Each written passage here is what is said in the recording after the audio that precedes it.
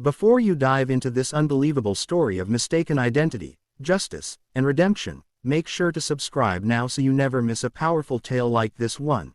Because what you're about to read will shock you, challenge your perspective, and stay in your mind long after you've finished.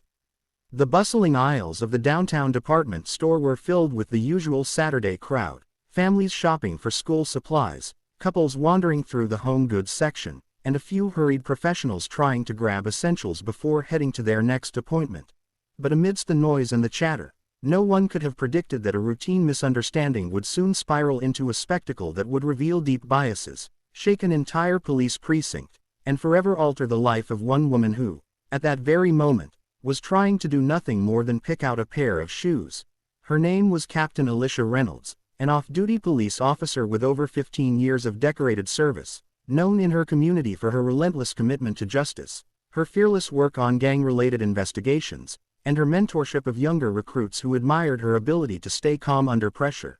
But on that day, dressed in casual jeans, a plain hoodie, and sneakers, she looked no different from any other shopper, blending into the crowd as she carried a small basket with a few items, pausing every so often to compare prices. Yet just a few feet away, two rookie officers on patrol had entered the store after receiving a vague report of a suspicious black woman acting nervously in the clothing section, and though the call was nothing more than a prejudiced assumption by an overzealous store clerk, it would set into motion a chain of events that revealed just how quickly perception could warp into accusation. Alicia, unaware of the eyes on her, picked up a pair of children's socks. Her niece's birthday was coming up, and slipped them into her basket. But when she adjusted her purse on her shoulder and briefly set the basket down to answer a text message, one of the officers, eager to prove himself, whispered to his partner, "That's it.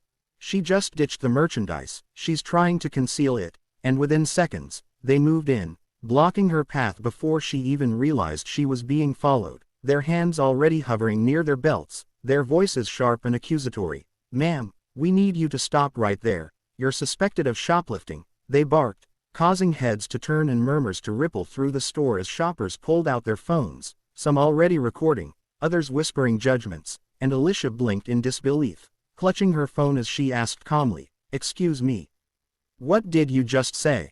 But the officers ignored her question, one grabbing the basket from her hand and the other pulling at her arm, saying, "Don't resist, we saw you trying to hide merchandise," to which Alicia's composure cracked just slightly as she looked around, realizing the scene was escalating fast, people staring, phones raised higher, the humiliation already settling into her bones, and yet she tried again to reason with them, her voice steady. "Officers, you're making a mistake.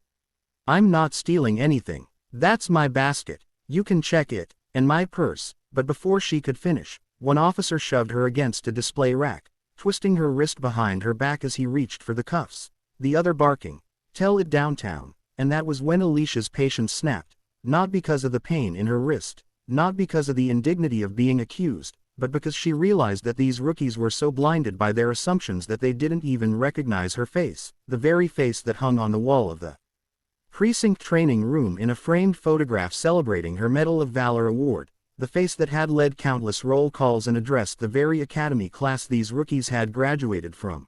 She drew a deep breath and said, clear enough for the cameras and the crowd to hear, "You're making the arrest of your captain right now."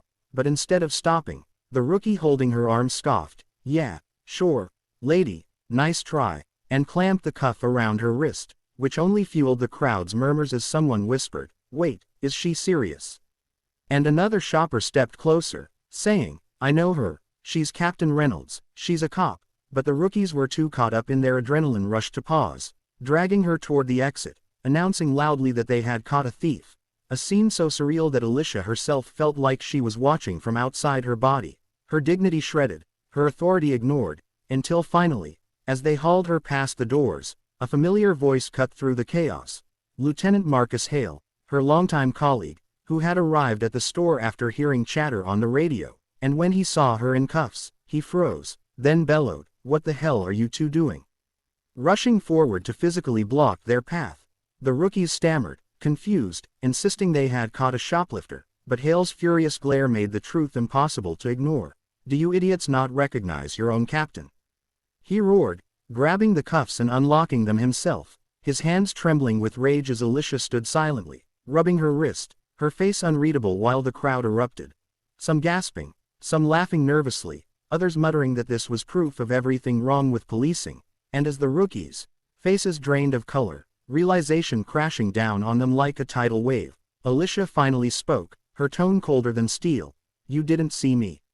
You saw a stereotype. You didn't ask questions. You assumed guilt. And now you've humiliated not just me, but this entire department, her words slicing sharper than any reprimand, and though Hale tried to guide her away, she shook her head, refusing to leave until she addressed the crowd, raising her voice so every camera and every pair of eyes would hear.